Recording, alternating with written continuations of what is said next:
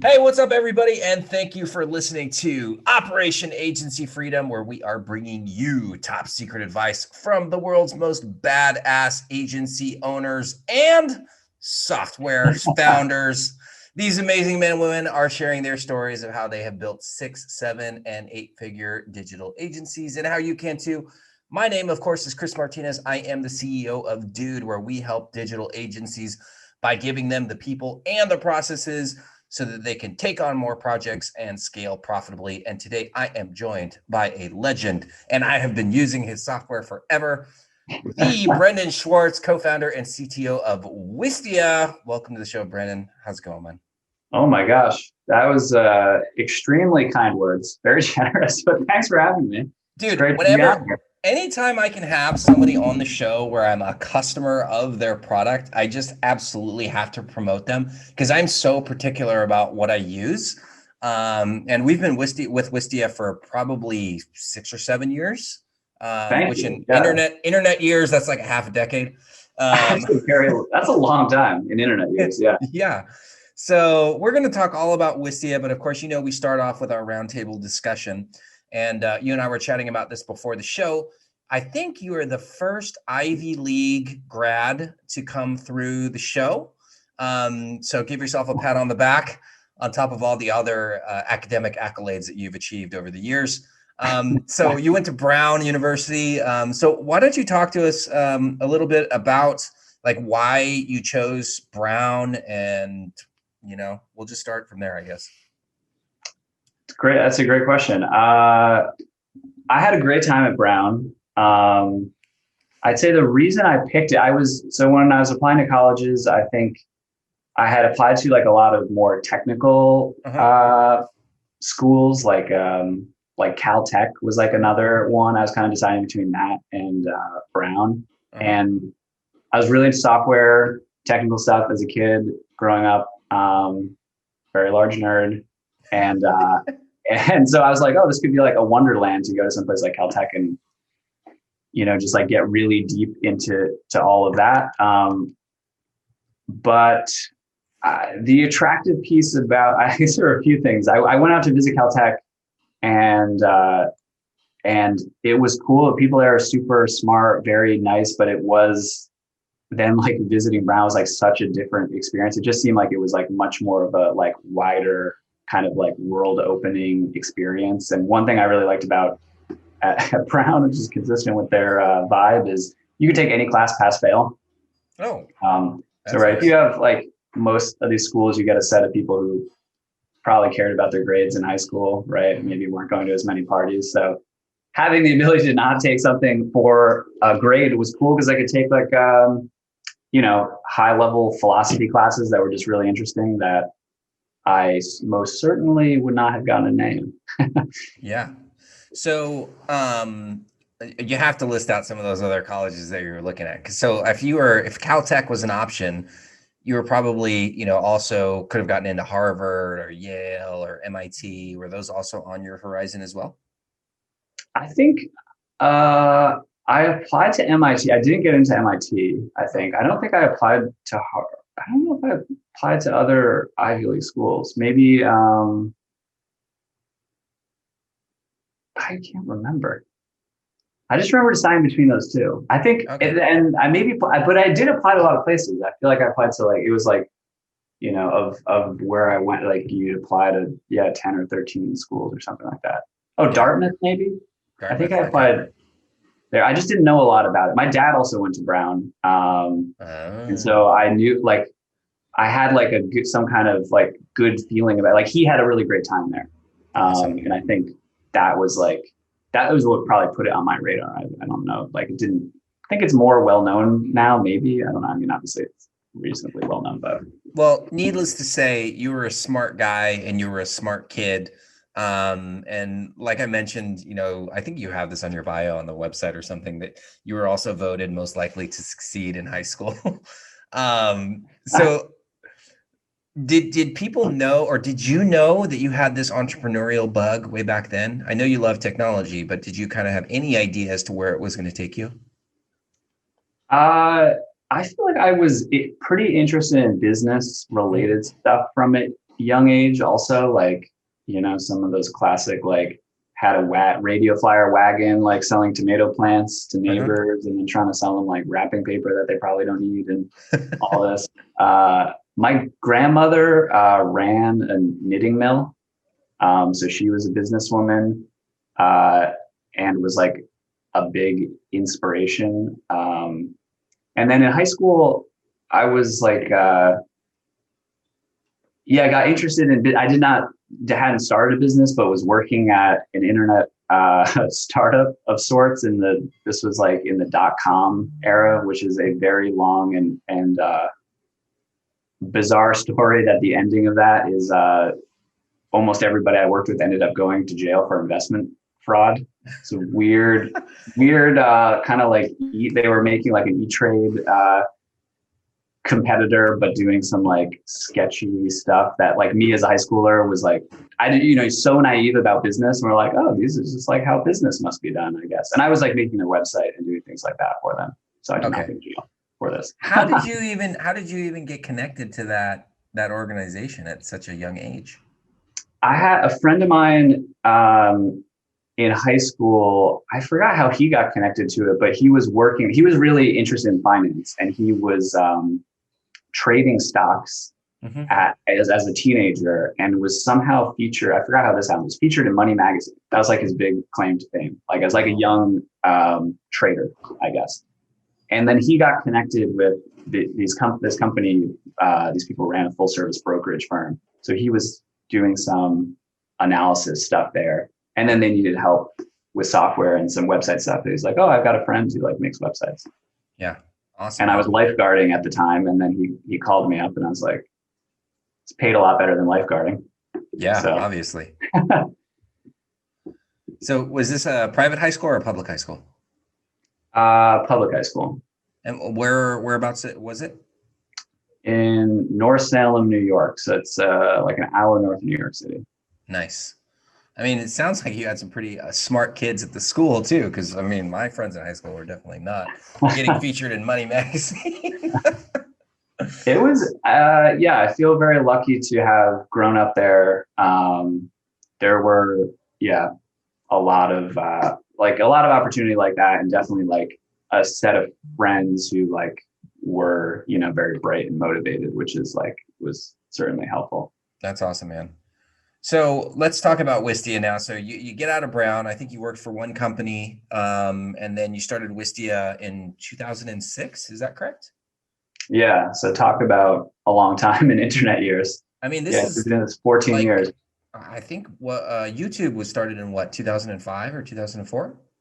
Yeah, I think 2005. That was a big inspiration for starting Wistia. So Chris, my co-founder, he was at Brown. They call it art semiotics. It's a major. I worked on a lot of projects with him. I did a lot of video stuff in high school. And so I remember the first time he showed me YouTube, he's like, "Oh, you have to check this out." And it was a night and day from before. Before, you need like a QuickTime plugin, a real player. It wouldn't work half the time. And so they leveraged Flash to just be able to, you go to a website and can play a video, and anyone can upload a video, and they use open source encoding tools. I mean, now this is like, so of course this all works, but that was shocking in 2005. And so we were like, oh, this is going to change everything. And so then what was the initial value proposition, or why did you think that Wistia was going to work way back in 2006 when you guys launched? I'd say the biggest thing we had going for us was being very naive. We are so Wistia. The original name of the company was Tropist Media.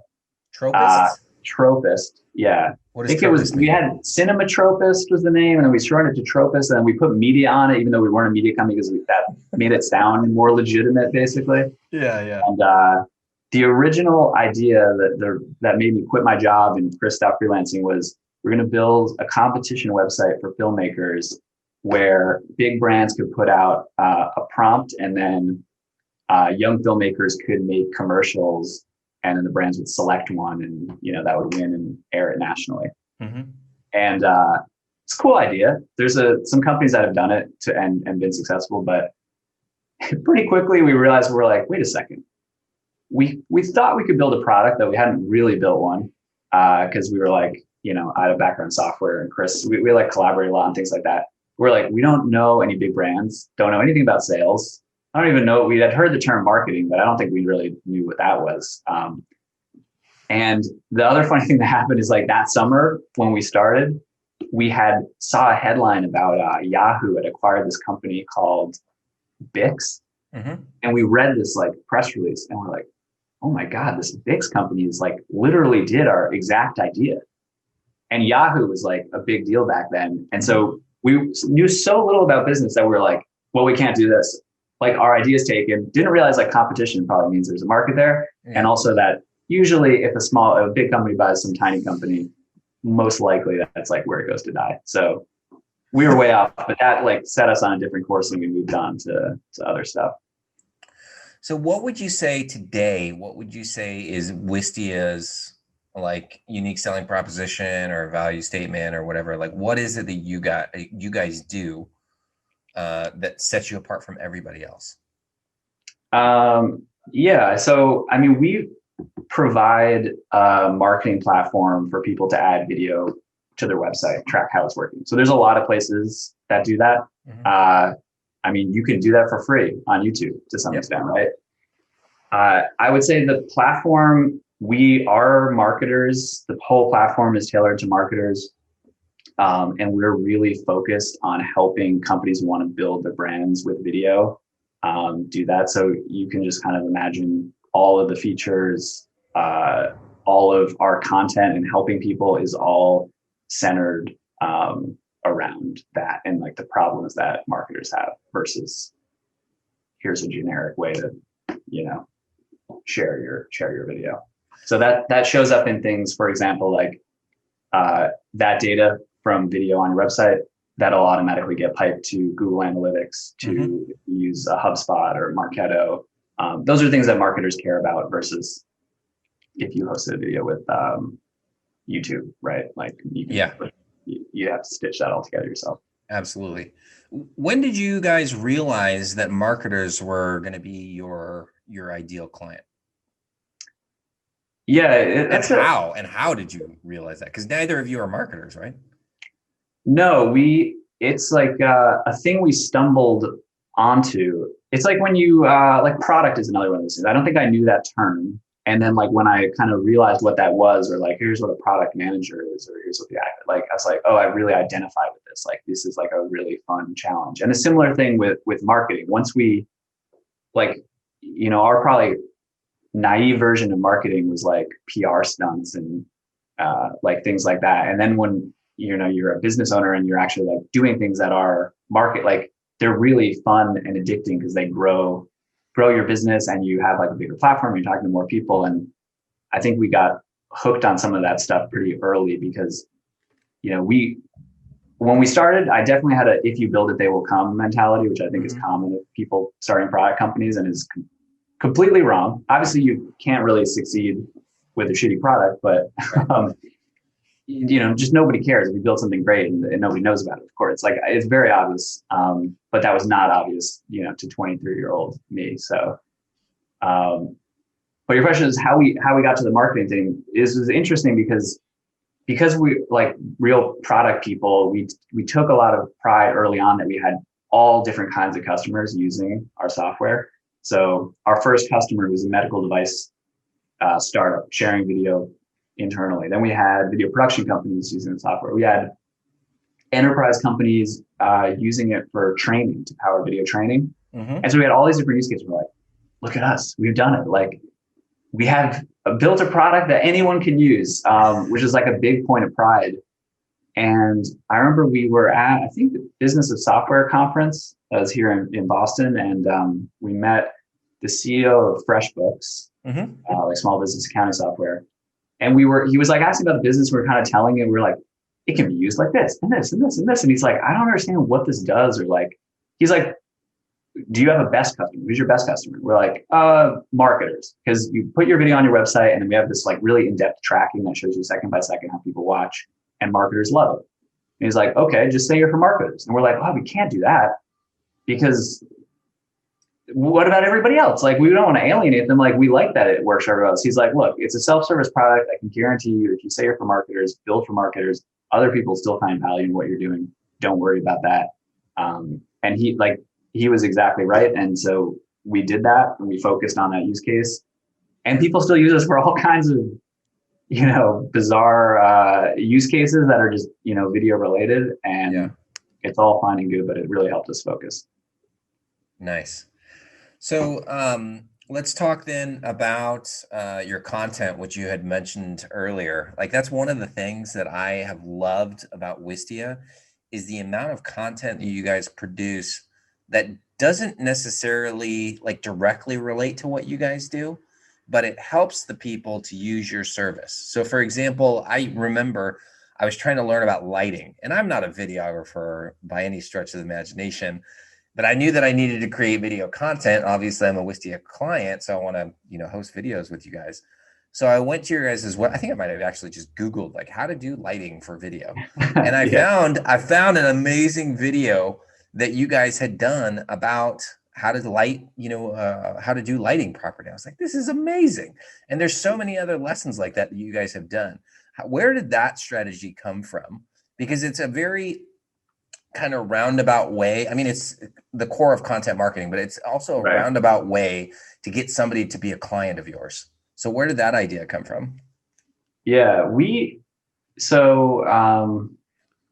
we started, we signed up a number of paid customers, and at this point it was just 2 people. Mm-hmm. This is a longer answer to this, but it'll make sense in a second. Yeah.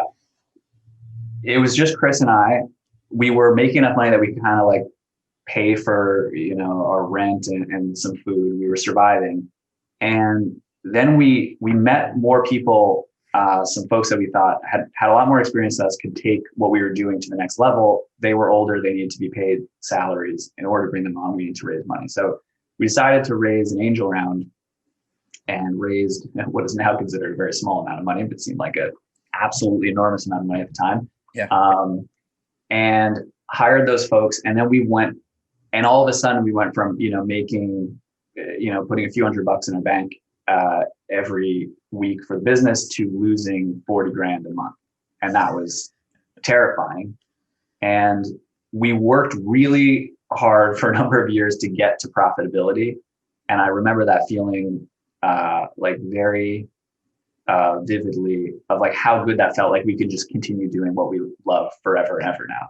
And one of the things that let us do was we had all these, I guess, like creative ideas about things. We just we had an instinct it would be good for the business, it'd be good for people, it'd be good for the customers, and it would like come back around and help us. And like you said, content marketing was one of those things. It was, I'd say it was like growing in popularity then. A lot of it was still around written content marketing and kind of like a search arbitrage of like, get the keywords and get people to your site. We were like, yeah, if we could help people make video, maybe they'd trust us and like us. And then they, of course they'd have a need for the product at some point, but they could go to YouTube or, Vimeo or some other competitor and use that. But we're like, this will be good. It'll like be good for the world. It'll be good for us. And so we just started making videos like that, and we got really good qualitative feedback at first. And if you actually tried to measure it, like you said, it would not connect to the dollars. But the audience started growing and it started compounding. And then at some point we would see, when we would email out a new piece of content like that, we would see a spike in sales. Mm-hmm. Not directly, not that someone like found that content then like instantly bought it. It would like remind people that we were there, that we were helpful. And that content engine has really been the thing that has driven the brand and the business. And it's like, I like to say, it's like easy to forget this. I forget this all the time too, that like our success this year is a product of like our last like 5-10 years of work. Right. Yeah. And that's the thing that's like tough in SaaS. It's like great and bad. There's a lot of momentum. So it's like hard to wreck a SaaS business and hard to like, just like change the trajectory of it, because so much of what's going to happen this year has been like predetermined by all that work that you put in like many years before. Yeah. And, this year is a strange time, obviously, like pandemic hits and now we're all stuck at home. But for a lot of us, and I know that digital marketing agencies are exploding right now because everybody's like, I gotta get my stuff online. How has coronavirus impacted you guys? Like, have you guys seen a jump as well in the amount of clients and improvements in client retention, things like that? Yeah, it's been a similar thing for us. I think it's been a lot of things that were either in person that now need to be digitized, put online. Video is obviously a great way to do that. So we saw, lots and lots of new signups and existing customers who are already doing video, just like doubling down on it. So we saw, like very, very strong growth. And one thing that was interesting is, in March and April, we were looking at all these numbers and like, whoa, like this is wild. Like we care a lot about sustainable growth. So we're looking at this and be like, is this sustainable? Or is this like a one-time pop, right? And kind of our hypothesis that is proving correct, at least for our business, is that this has just accelerated trends that were already happening. Yes, that were out there a number of years. And that I think we're unlikely to see a big retreat when things like, return to normal or whenever that may be. So like, as an example, if you're a business that hadn't done a lot with video or live video, you're forced to do it. And video and live video have been trends that have been going on, right, for more than a decade. Yep. And they're a trend for a reason, because they work really well and they're great tools to have in like a marketer's toolbox. And once you try it and you're forced to learn it, now you have it in your toolbox. So like people are going to do, of course, live events are going to come back like in a really big way, but these things are all complementary. So I think in my mind, we've just kind of jumped forward on all these trends that were happening before. Same with remote work. Now, when you say you're concerned about scaling profitably, I mean, you're in the software business. I'm in a different business. I'm in people, human capital. What are some of the things that you are concerned about when it comes to growing profitably and growing too fast? Like, what are the resources that you need to make sure that you have available so that you can make sure that you keep your clients happy? I think so. For us, our biggest expense is also people. It's the software, it's the teams building the software and supporting it and selling it. And we're also a very human-centric business. Not that others aren't, but we do most things in-house versus freelancers. So we don't have there's like a longer arc to saying we're going to spin up a new team. Yeah. That's not like we're going to use this team for like a month or something and go away. So we try to be pretty measured and considered in how we do that. But obviously, as we're adding more features to the platform, expanding what we're doing, like you don't want to, you can't build something and then not support it, right? So, yes. And once you put something out there, that's going to be the first version. And it is an expectation, as it should be, that it's going to get better and faster and improve and become more reliable. And that takes constant investment. So, everything that is added to the platform, there's that type of cost that you get some economies of scale, but you're kind of paying that forever. You want to keep investing there. So yeah. What are your predictions for COVID-19? When do you think that we'll be out of the lockdown? I have no idea. I stopped predicting a while ago for fear of having too optimistic of a prediction. Yeah, I mean, like I just listen to the smart people, and like Google says that their employees, can work from home until June of 2021, and I'm like, all right, they probably know things that I don't know, so let's just estimate that we're going to be kind of in a quarantine scenario until that time of the summer of 2021. The only prediction I have is that it's not a timing one, but I think there's a lot of feeling like this is going to change everything. And I think there are definitely major things that is legit. Like I said, it's going to it has accelerated lots of these trends that are happening. But I also think people's memory is quite short, even around major things. Like history is constantly repeating itself. And I think, yeah, absolutely. At some point when there's a vaccine, when things subside, like I'm guessing it'll be shorter than we think right now to just almost like kind of not forget this happened, but just like it doesn't feel so immediate, you know? Yeah. Oh, I mean, I think you were probably like, I don't know if you were a freshman or if you were still in high school when 9/11 happened. I was in college at the time. I remember exactly where I was.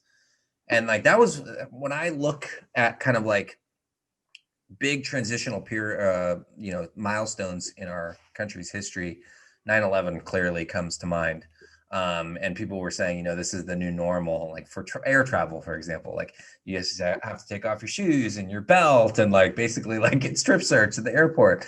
And we were cool with that at the time. And then we kind of regressed, but it's still not at the point where your loved one could park at the curb and walk you all the way to the gate.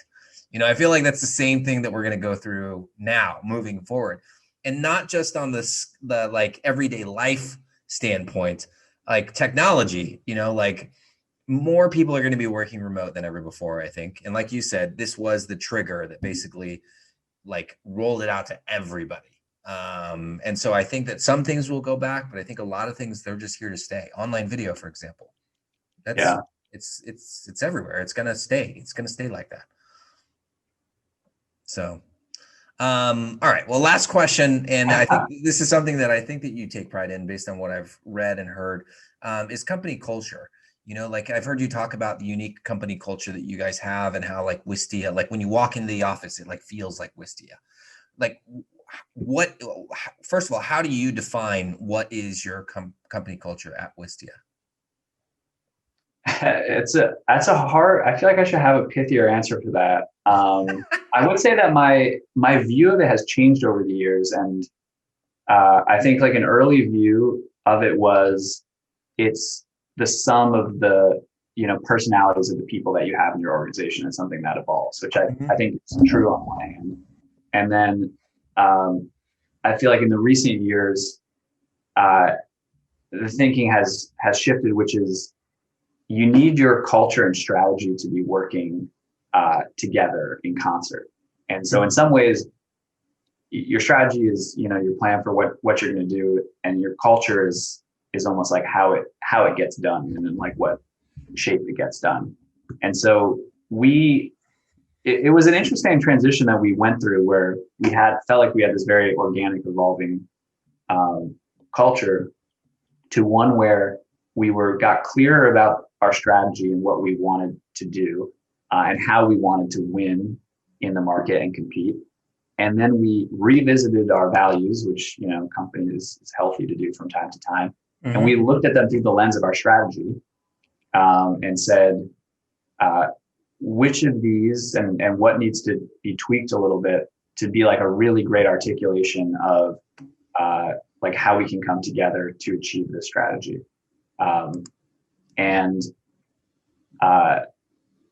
then values aren't something you can just write them on a wall, but if you actually want them to like, have change, that needs to be kind of threaded through to be put as like criteria in your hiring process, to be how people are, measured in performance reviews, how people are, kind of like rewarded or discouraged, what behaviors discourage. But in general, as described with this culture, I would say we are like a super creative bunch. Like you kind of mentioned the content. I think our culture is really on display in our content, and I think it is a pretty accurate reflection of the folks at Wistia. So super creative, really care about authenticity, and being yourself and inclusion. And I think that comes through in the content as well. And so, yeah, like super creative, collaborative, positive bunch that make it, like that's what makes it really, really fun. And I think keeps a lot of people engaged. And that's also honestly what made COVID really challenging for us. Like we had a very vibrant in-office culture and a lot, we found new ways to do some of that remotely, but yeah, it's tough. It's not the same as being in person. Yeah, I agree. And we're the same way, like I like to say that dude is weird. Like we're a bunch of weirdos. We're the band of misfit toys, everybody that works for us. And before I forget, like the way that you describe your company culture, that is very attractive to your ideal clients because it's something that we also embody. Because I have ran an agency for, I don't know, 8 years or something. And so those are values that we all embody as well. And when we can sync up with a company that shares those values, it makes it very, very like comfortable to work with you. But yeah, like I say that, dude is weird. We're a bunch of weirdos. And one of the things that I feel like my company got away from last year was that as we started to grow a little bit, I kind of felt like I felt like I had to become more corporate in some way. And then this year I was like, my slogan was make dude weird again. Because that's when we were having the most fun. Like I was like literally like the thing that kind of put us off onto the next level or whatever is we got a booth at Traffic and Conversion and I wore a Mexican wrestling costume. I was wearing spandex and a freaking cape and a mask in front of 6,000 people. And it was so fun and so stupid, but it worked. And so we got away from that. So this year we've been trying to do more weird stuff, which COVID kind of got in the way of that, but we're still weird at heart. We know that. I'm glad to hear that you're getting back to the weird roots. Man, like that's what makes our industry so fun. And like all the people that I get to meet in our industry, we're all just a bunch of fun weirdos. Like we don't take ourselves too seriously, like, and obviously, companies like yourself are super successful. So it's inspirational as well. Well, we're just about out of time. Brendan, what's the best way for people to get in contact with you? Probably Twitter or email. I'm Brendan on Twitter. Feel free to message me. And my email is Brendan@Wistia. Oh, so, man. I wasn't expecting that. Would love to hear from you. I was saying right before the call, we were talking about that a big launch that we had recently is we're adding podcasting to our platform. And I mean, it's funny. So that's very new for us. And I really want to hear how customers think about it and are using it. And on this, live stream with our advanced customers, gave out my cell phone number, nice. Which is maybe I think was shocking to some other people on there, but like I was thinking that morning before that when we were so small, like we put our phone numbers on the website because you are trying to get anybody to talk to you, right? Absolutely. And I don't know, it's easy. Sometimes I think a trap that I've fallen into as Wistia has grown and we've gotten bigger is thinking like we've moved beyond some of those things, but even in a growing company, you are always starting something new. Mm-hmm. And I feel like, so I do hope people will email me. If you've got questions about Wistia or anything, would love to chat with you. Well, let me ask you this question. Who would be the perfect person to reach out to you today? I am very excited and hot on podcasting right now. If you are a marketer, have a podcast, or thinking about starting a podcast, I would absolutely love to hear from you. Awesome. Well, thanks so much for being on the show. And to all of our listeners, thank you all for tuning in today. And make sure that you return next Thursday and every Thursday for the next episode of Operation Agency Freedom.